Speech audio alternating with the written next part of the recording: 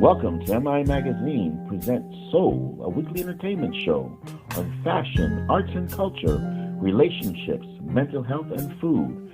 Our weekly guest hosts are Christy Grays Chambers, Carla Hill, Dr. Delvena Thomas, and Chef Irie.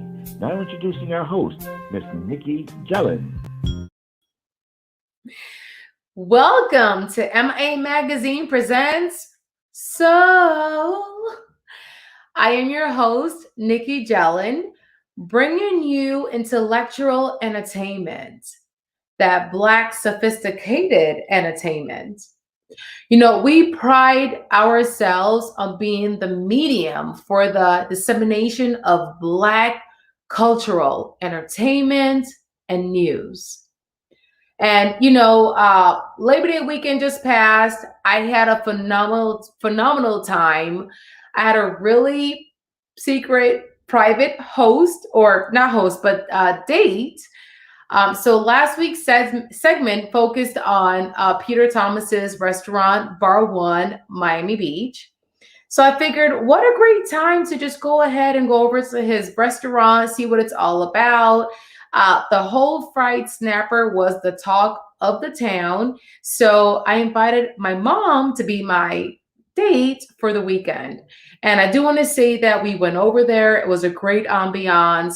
We ordered the whole fried snapper. And I do want to say that they had a really special sauce. It was Scotch bonnet pepper, whole pure pepper, but it was really good. So it was super sensational, had a great time, and hope you guys had a really great, rejuvenating, relaxing Labor Day weekend as well. So I do want to say that, we pride ourselves as a medium for the dissemination of Black cultural news and entertainment. And as a matter of fact, our featured guest tonight is, she's one of the co-founders of Cosmology. Cosmology is a company that is focused on the textured hair community. As of right now, I have braids, but I do normally rock an afro. So Cosmology, they have a couple of solution-based hair textured tools to help with reducing breakage, with the horrified wash days. So you don't want to miss it. Stay tuned for that. So I'm going to go ahead and pass this over to my first co-host. She is a stylist and personal shopper. She's also an on-air fashion contributor to NBC6's show, Six in the Mix. So Miss Christy Grace Chamber, what do you have for us tonight? Hey there, Nicky. Hey. I want to know if you and your mom were white at Bar One. It was great. Like the whole fried snapper was totally sensational. It was juicy. It's highly recommended. They kept their word. Awesome. So before we get to the slideshow, I just want to talk to you a little bit. Everyone out there, the topic today is to wear white or not to wear white after Labor Day. That is the question. So it's been around for a long time, not sure where this all started, but Labor Day is actually the unofficial start to fall. The official start of fall isn't until September 22nd.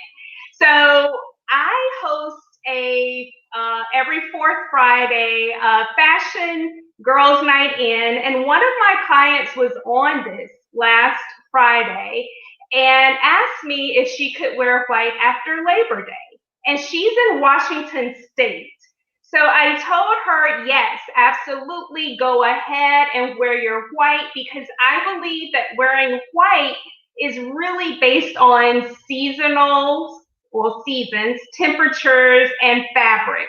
So like I said, the fall season doesn't start until September 22nd, but can you wear white after September 22nd too? Absolutely you can, because I feel that it's based on temperature.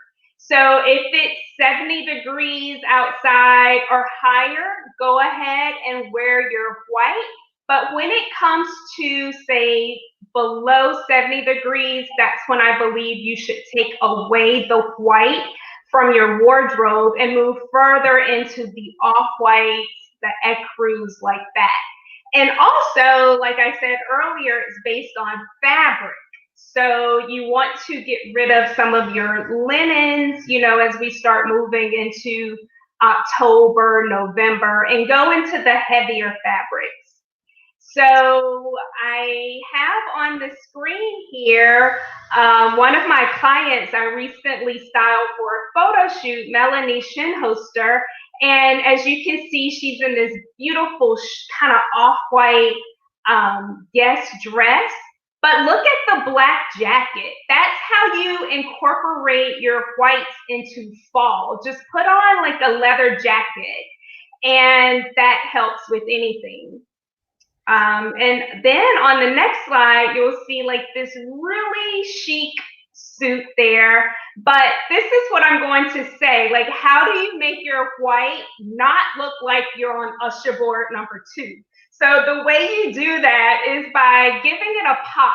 So like this zebra handbag made by Glaja Main, who is a South Florida-based designer. She designs handbags and jewelry. So that's how you make it look really chic and fabulous. And then this last slide, I want to talk about white shoes, right? White shoes, because Brandy wore white shoes on the Verses with her and Monica, but she wore a $1,200 shoe, and Italian made Bottega Veneta. But I have an option from a woman-owned company called Tori Sudan. She makes shoes, and she has this white booty there, and so that's kind of a cool option. So that's really what I have to say about wearing white. I'm actually rocking a white shirt that's also from a Black woman-owned company, Tracy Nicole. So go ahead, everyone, rock your white, but make sure that it's the heavier fabrics, as we do move into fall. And Nikki, what do you think about those white shoes? Well, you know what? Okay, so I was tuned in to the Brandy and Monica like kind of Versus takeover, and they really, really went after Monica for those white shoes in the video. Right, from back in the day, from the 90s. Yeah, it really left a stable. But I think it's really cool. Can you kind of maybe touch base on why is there so much controversy on wearing white after Labor Day? Like, where does that stem from? Well, the history is uncertain, but what I did read about was that it was kind of an elitist thing back in the early 1900s, in that those who could afford to vacation, white was the color for vacation clothes. So they would go away for the summer and come back after Labor Day and put away all the white clothes. So it was like, wear white after Memorial Day, but don't wear it after Labor Day. But this is old news. It's old fashioned. Even Oprah told us, probably 20 years ago to forget it and wear your white. But again, you don't want to be in the heart of winter with linen on, even in Miami, so just make sure that it's white, off-white, and the right fabrics, and, rock it, and remember to support those Black-owned businesses that I shared. Definitely, yeah. And I'm Jamaican, so we wear white after Labor Day regardless. So anyways, thank you so much. So we'll see you next week for your next segment. See you later. See you later. So I want to pass it over to our board certified psychiatrist. She's an advocate for mental health awareness and is also the host of the Brain Love podcast. So Dr. Delvena, what do you have for us today? Hey, Nikki. I'm sorry, I'm multitasking, but I'm here. I wanted to talk about racism in our children. Last week, we spoke about Chadwick Boseman. We talked about social injustices and everything that's happening around the country. And so I thought we should just focus in on our children for a second, our teens and our babies. Yeah. Do you have any kids, Nikki? I do, yeah. I have two actually. They're kind of like they're in the pre-teens stage. I have had conversations with them about what's happening because the thing is, in their age group, is social media. Social media is like an open sewer to like everything informational. So I find myself kind of struggling how to talk to them, how to communicate with them, and whatever insight you can give tonight, I'm totally looking forward to it. Well, we have to teach them that they have to embrace their culture. They have to embrace their ethnicity and the things that make them different. They have to have a positive outlook on that by just knowing who they are. So you have to share that information with their kids and identifying with them where they come from, what their background is, where their grandparents are from, and tell them to be proud of it and that they shouldn't feel ashamed of it. Because once you build that positive cultural experience, it helps them to get past things like the imposter syndrome, which is one of the things that we hear a lot about from Black women, also Black men, but from minorities who are in business spaces, we hear a lot about the imposter syndrome, as well as when people are taunting them and making fun of them and calling them names. If they have a positive outlook on who they are and on their culture, those things won't affect them as much. Right. And can you kind of maybe touch more on the imposter syndrome? What does that actually mean? What's behind that? The imposter syndrome is when you believe that you don't belong, that you're not good enough to be in a particular place because you come from a minority. So you feel that you're not good enough to be where you are, that you are not deserving. So it's about not feeling good enough, feeling like you don't deserve to receive the things that you've earned. And it's based on typically how you look, but not just race or ethnicity, but it could be also because of gender. It could be because of some other minority group that you affiliate with. I see. Well, I guess for me, I may be kind of segueing a little bit, but I was born in Jamaica. I moved here when I was 7 years old. And when I moved here from Jamaica, I had a really thick accent. And when I came here, I was put into third grade elementary school. And because of that, I was made fun of. So I was called Jamaican booty scratcher and all that stuff. Wow. Haitian booty scratcher, Jamaican booty scratcher, but I was called Jamaican booty scratcher. And it really did affect me. And at the time, my stepmother, she put me into theater. Became a thespian. So I started to perform in theater and drama, and that kind of helped me fix my speaking as far as transitioning from speaking Jamaican patois into American to be more accepted. So that kind of helped me kind of to adapt and to assimilate into the American culture. And so it's one thing. It's as far as identifying is what I'm trying to say. And I do want to say that there's a lot of us, as far as when it comes to racism and what's happening right now, being from the islands and the Caribbeans and trying to assimilate. It's definitely it's questionable as far as how do we identify and how do we talk to our kids about that? Because I'm sure as parents, we have also had that struggle as well growing up. So thank you for that insight. Yeah, and of course, Nikki, and you just have to talk to your kids about creating a support system, a support network, so they have someone to talk to, someone to turn to when they're feeling certain things, when they feel challenges, when they see all of this horrific stuff in the news. They have to have that support system.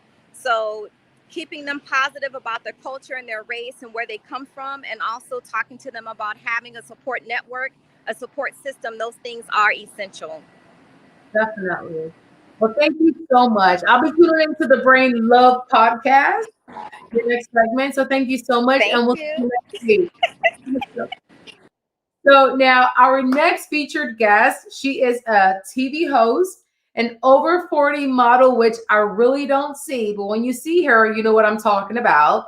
And her roots brings her back to Trinidad and Tobago. She's also a breast cancer survivor and kidney transplant warrior. So I want to introduce you to Carla Hills. Her roots is from Tobago and Trinidad and Tobago. So Christy, what do you have for us tonight? Nikki, don't get me in trouble. Trinidad and Tobago, thank you so much. It's such a pleasure to be here. You know, Dr. Delvena mentioned Chadwick Boseman, and our community is still in mourning over the loss of a king. That's King T'Challa to so many young fans. But there is a prince in the waiting, and his name is Rocco Rocket. The book Rocco Rocket, Rocco's Big Launch, is a nationally lauded labor of love for husband and wife team Rodney and Yolanda Jackson. Rocco's Big Launch is a story about a little boy who wants to be a rocket scientist. Rocco dreams of building a rocket so he can travel to outer space. Yolanda is a graduate of Morgan State University, and she's the wordsmith of Rocco Rocket. Her husband, Rodney Jackson, is a pop artist, designer, and educator himself. He graduated from the Maryland Institute College of Art. And one day, Rodney found a split basketball with the word rocket on it. He turned the ball into a puppet because he's a genius, and his wife, Yolanda, brought the character to life by creating the puppet's story and giving him the name Rocco. So the story of Rocco Rocket and his love of science has been embraced by our South Florida community. You can find Rocco Rocket certainly at their official website that you see scrolling right below our presentation, and at independent booksellers, and a great supporter of diverse writing voices. That's Books and Books. Mitch Kaplan is a great supporter of Black voices and diverse voices. Rocco and other characters from Rocco's world were also used in a citywide City of Miami campaign.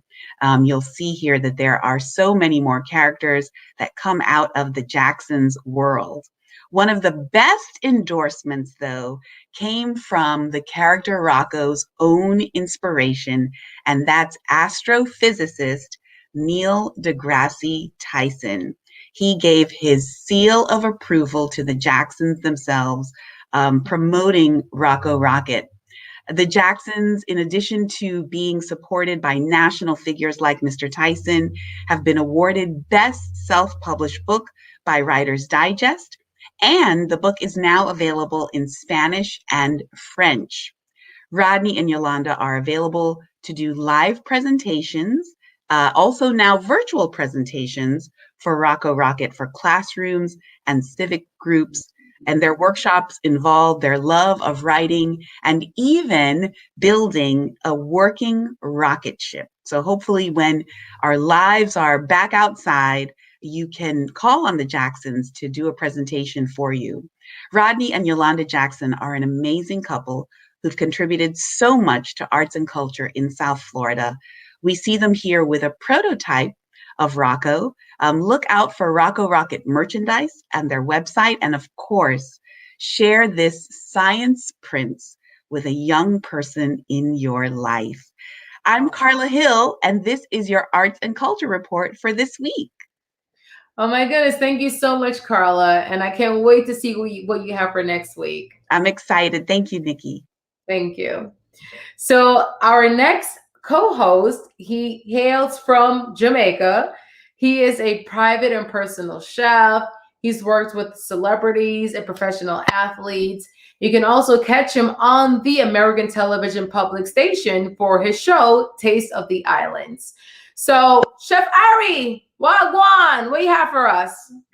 Hello, everybody. How are you? I am good. I hope you've been having a good day. I hope Labor Day was great. I hear you talking about your whole fried snapper over there by Peter's Place, and you didn't send an invite. I am so upset, but there's always another time coming. So what am I talking about today? So I'm going to be speaking a little bit quickly about food and beverage pairings. So, everybody's always asking, what to pair with X, Y, and Z. Should I have a wine? Should I have a beer? Should I have a cocktail? So two quick tips or two quick suggestions. Drink what you like. All right. The first thing, drink what you like. And if you're someone that loves to cook with wine or cook with spirits, cook with something that you like to drink, especially wines. So don't go to the store and buy those cooking wines. Yes. So drink or cook with the wine that you love or the spirit that you love, whether that's rum, bourbon, cook with that. All right. So we're in South Florida. I'm in South Florida. I know where everybody else is from, but we're still in sort of, we're still in summer here. And so the grills are still up. People are still grilling. Summer doesn't officially end till September 22nd, but South Florida, we're going to have sunshine year round. So, if you're still on the grill and you're doing barbecues, ribs, steaks, burgers, so you would probably might want to have some beers. I said, well, what kind of beers? Well, maybe some light beers for your burgers, and if you're doing ribs, ales or some stouts, those work very well as well. And if you're doing like seafood, lobster and shrimp kebabs and stuff like that, I do like a light white wine or a light beer. So move from beers, and now we're going to talk a little bit about wines. Pairing wines with our dinner, appetizers. So in the picture you see on the screen, we have three dishes. We have a lamb dish, we have a spicy shrimp roll with kimchi, and on the bottom we have a spicy guava and blue cheese wings. So the lamb, we can pair that with, I have right here, it's a black Shiraz from Australia. The spring rolls, we can pair that with a sort of like dry white wine. And this wine is from Italy, and it's called Contese de Sedige. And these wines, you can get them from Wines for Humanity. And the wings, this is a sweeter wine, a little fruity, fruit, blackberry, plums, goes pair well with the spiciness of the wings. And definitely the fattiness and the tanginess of that blue cheese. But of course, when all else fails and you want to have a cocktail, which I'm having right now tonight, I'm having a cocktail. Because every week we're going to be having a cocktail, and I promise the next time we're going to put the recipes up on on my website, so you can go and check them out. So awesome. Yeah. Thank you so much. Well, that sounds great. Yeah. But don't forget your rums. Don't forget your rums for your cocktails or your bourbon. It's all good. So let me know what you want. I'll answer your questions. Whether here or on social media. So this is Chef Irie. We're gonna bounce, and remember, eat enough, drink well, and laugh much. Food and fire experiences every time. Laugh much. Awesome. Thank you so much, Chef Irie, and we'll look forward to your next segment for next week. So now the moment we've all been waiting for, our featured guest. She is one of the co-founders of Cosmology with two of her sisters. She's an entrepreneur, a producer, a strategist, and it's none other than Latoya Stirrup. Latoya! Oh my gosh. It's so great to see you tonight. You look wonderful. How are you doing? I am good. How are you, Nikki? Looking fabulous in that yellow. Thank you, honey. Thank you. Yeah, it's been a while. I'm so happy to see you tonight, and I want to get straight into cosmology. So I know 2015 is when the whole cosmology journey started. Mm-hmm. So how did this come to fruition as far as the concept and the birth of cosmology? Yeah, it all started with the problem. So just trying to figure out my own wash days, and the same thing with my sisters. So I went natural in 2008. And if you know anything, back then, what today looks like is completely different. But even with all of the advances from a product perspective, nothing was ever really focused on the tools. So detangling on wash days just was always an issue. And my hair is kumbaya hair. It likes to come together, and it just really makes it hard to detangle. So I would always end up with like massive amounts of hair on wash day. And so I'm thinking, like, how many more times can I comb my hair until I have nothing left? And just one day kind of contemplating that situation, it was like, what a part of this does not work?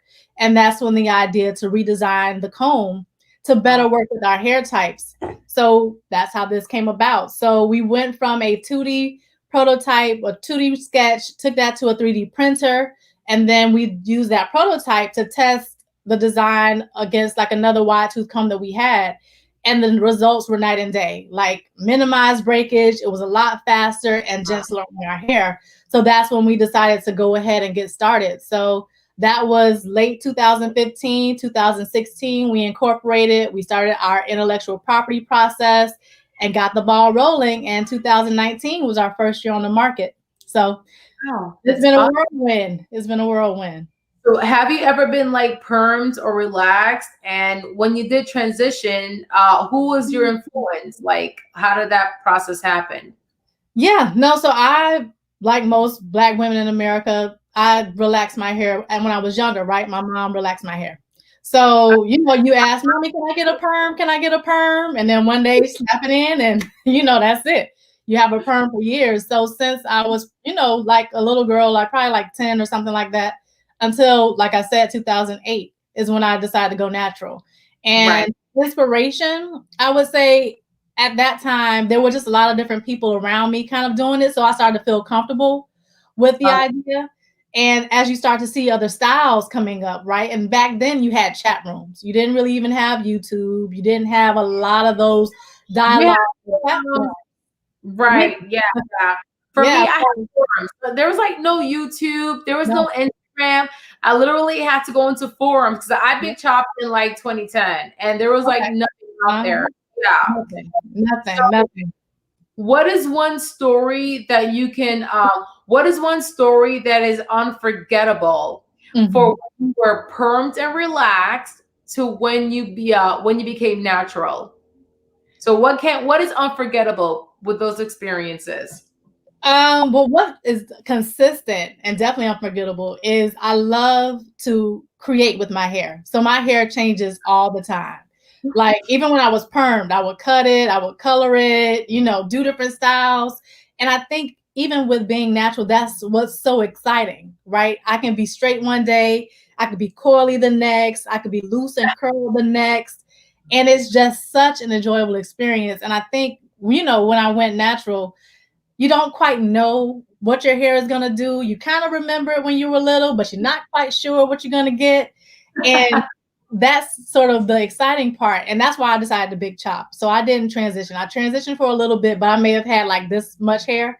And actually Simone from Natural Trendsetters is who did my big chop.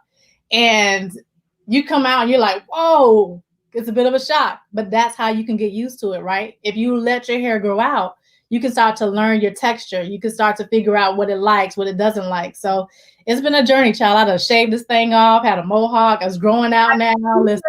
Yeah, you've had like many transformations with I saw the mohawk definitely. Yeah. And I know Simone with Natural Trendsetters. I go to her a couple of times for my daughter. And you know, it's definitely a journey. You're trying to it's like your identity. Yeah. Identity who you are. So that's definitely great. So now the thing is with Cosmology, it's actually a solution driven hair accessory. It's a detangler to help with detangling kinky, curly, coily coils. Yes. Okay. So do you follow like the whole type 2, type 3, type 4? Then you may have, I'm type 3, but I'm a B. And you have the type 4, but I'm a type 3D, but 4B. So, okay, so how does the detangler help with detangling those type of textured hair coils?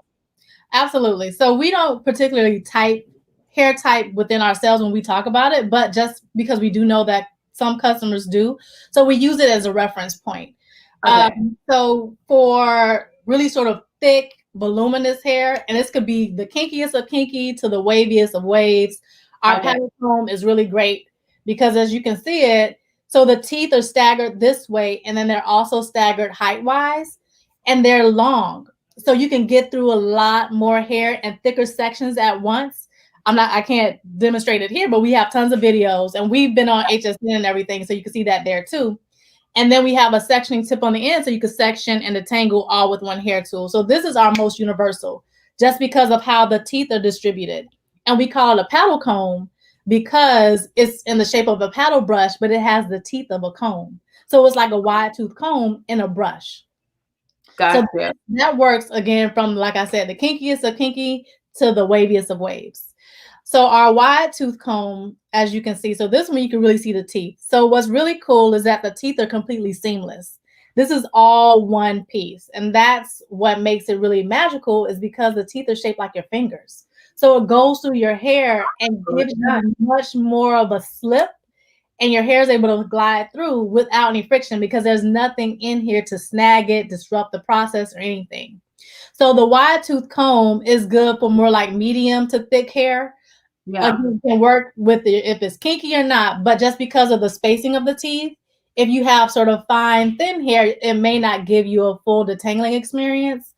But you can also use it, like let's say you do a press out and you did more of like a curl look, you can use it as a rake to kind of like feather your curls. So this is great for that too. Oh my goodness. So you basically, because I know, well, I have a fro. I mean, I have braids right now, but Yeah. basically the tools mimic the fingers, I guess, in a sense, because it's the best way to kind of detangle natural coils. Exactly. So you're in the lab, right? Yes. So how did you know precisely the measurements, like the dimensions of how it would help with detangling like kinky coily coils? It was a bit of, it was some trial and error. It was sort of like figuring it out, using other examples, what we like, what we didn't like, and just kind of hashing through it and really sort of taking some time to think about one of the things that works really well with wide tooth combs is the spacing, right? Okay. So you know that helps to kind of like clump your curls together while also detangling, but then the shape of the teeth can be the issue. So it's like, okay, let's maintain the space, but now let's try a different shape of the tooth. So that way your hair, because when you think about curly hair is weakest where it bends. So if you have like a regular comb that has like a seam on it, and it's called a parting line, because that's where the mold comes together. And then the plastic has that thin little strip that goes through the hair tool if you've ever looked at it. Yeah. So that acts like a razor blade kind of. So when you're combing your hair and you're hearing that snagging and the popping, that's also from that. So that's why this is able to really just gently glide through your hair. Oh my God. Well, you know, I'm so excited because I ordered my set. And so soon, and you did it right in time too. I'll have these out by then. So, okay. Okay. So now you've been like an entrepreneur for over 5 years. And I know there's been bumps and hurdles and rewards and just growth in that journey. So how has the entrepreneurial experience been for Cosmology along the way? It's been, so entrepreneurship, I talk about it all the time, is a super personal experience just because it forces you to grow in ways you never imagined. Like you're going to be faced with things that you're like, wait a minute, what is this? And I thought I was ready, but maybe not. Let me think about this again. But it's a beautiful experience. I like to say it's just like the hero's journey, right? When you think about movies and how you see the hero kind of like go up and he has something and something happens and he just goes through this little arc. You go through the same thing as an entrepreneur. And it's not for everybody, but if you're able to stick with it, you'll be so surprised at what happens when you get through it. So it's been fantastic. It's been hard too. I would say, you know, especially as a startup business, we're bootstrapping, we're figuring it out. You know, we're trying to work through some things, learning e-commerce, learning retail, because my background is advertising. So I don't come from a retail perspective, but now I have to learn retail. I got to figure out manufacturing. Luckily, I come with a producer background, so I know how to take something from A to B. I just took that same framework and then applied it to a hair tool or to a product. So that's what really helped me to navigate the space, as well as with my sisters. They both have marketing, nonprofit, event management background. So we just really kind of play off of our strengths and make it work. Okay, so what have been some like obstacles and rewards along the path with being like an entrepreneur and cosmology? Obstacles, I would say, to a certain extent, you can always talk about funding, especially for us, right? Because each hair tool has its own mold. And if you know anything about injection molding and manufacturing, a mold is very expensive. So we had a pretty hefty upfront cost when you talk about trying to bring the product to market. So figuring out what we wanted to do with that, we did some crowdfunding, we got some seed money. So there were some things that we did with that. But as you're talking about growth now, right? So we've been in the market, we've proven the product, now we want to expand. So we're just realizing how much of an investment each time that we're looking to do something new is playing into our growth pattern. So figuring that out. Another challenge is inventory management. We've been sold out, I would say, 3 times this summer. And so just trying to figure that out, especially because we manufacture overseas. So now, you don't quite know what's going to tip you over the edge. And you may have an influencer post a video and you just see tons of orders coming in that you didn't plan for. So that's what we're looking to do as well, is inventory forecasting. So that's an obstacle. A highlight is definitely being selected to be a part of the HSN QVC family last year. That was all the way hype, because that was our first year on the market, went to go pitch, got selected, one of 70 brands that they decided to launch this year. So that has been an amazing experience. And that was over like 650 contestants, right? Tried out, and you were the top 37 to make it. Yeah, they picked 70. I know that they picked 70, but I don't know if all 70 will end up launching. But we've been on air 5 times now, and they've already placed their order for Q4. So we'll be back on for the holiday season, and we're planning for next year. So it's been amazing. We're a customer pick, which is huge, being a new brand. Yeah, so we're just growing. So that's a lot of the exciting stuff. And we're looking to launch overseas in the UK soon. So lots going on. That's awesome. So with being on HSN and QVC, like, how has the response been with the natural hair community? Like, it's been amazing. Okay. It's been really amazing. And we have and 2 of their hosts who are also African American women. They love it. Like one of the hosts, her name is Debbie. Debbie did like her own video after the show with her son. It was like, look at this. It's just it was amazing. It was amazing. So that's been a huge blessing, and they're awesome to work with. So it's been a lot of fun. Congrats on that. That's awesome. And it's so great because like HSN and QVC, it's a national footprint. So for you to have that exposure, it's phenomenal. So congrats on that.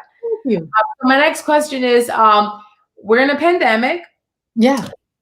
So how has that impacted and affected cosmology as far as like trade shows and expos? Has there been much impact with that? So we actually saw an organic increase in sales due to COVID. And I guess you could say a lot of that is because people was at home. They're like, I can't go to the salon. I can't go to the beauty supply store. I need to figure out how to do my hair myself. So we were glad to be able to kind of fill in that space, and especially because for us, self-care is a huge part of why we did this, because we wanted to turn the sort of wash day pain points into beautiful moments of self-care, right? Because we deserve the chance and the opportunity and the experience to be able to comb our hair with ease, and for it to not be painful, and for it to not be something that you're like, wash day again. Like, no, wash day. Like, yes. Let me just embellish and adore myself. Like, why does it have to be a painful experience? Yeah.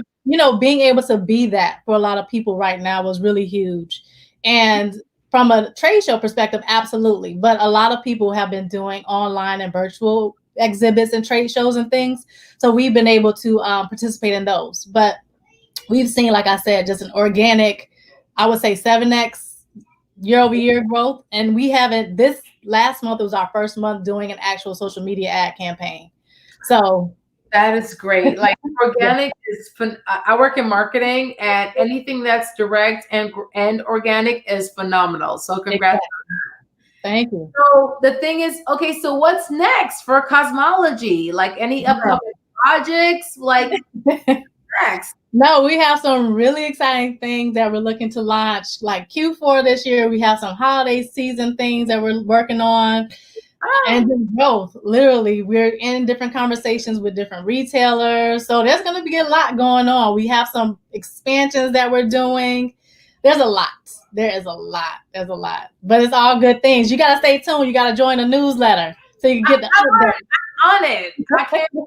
I'm definitely on it. And I can't wait for my my hair tools to be delivered in a couple of days. So I'm really excited about that. So now your great grandfather, E.W. Franklin Stirrup, was extremely influential in your life and where you are right now. So what do you want Cosmology's legacy to be and to be remembered for?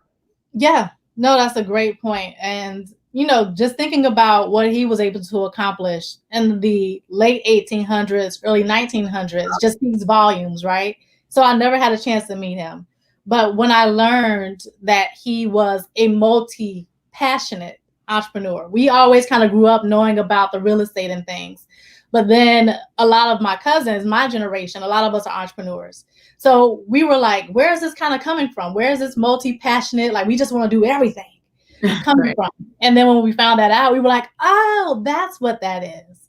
So for me, it really is just a gut check. Like, listen, he was building homes.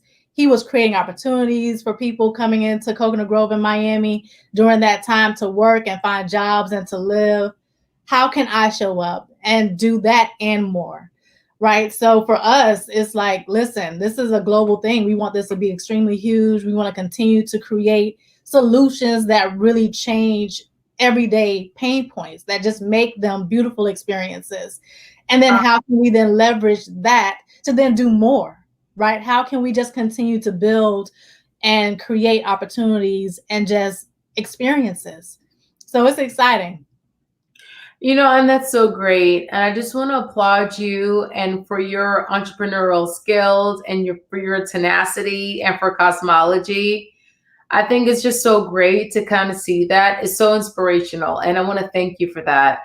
And especially like I'm a natural sister. I picked up in 2009-10. And back then it was a challenge.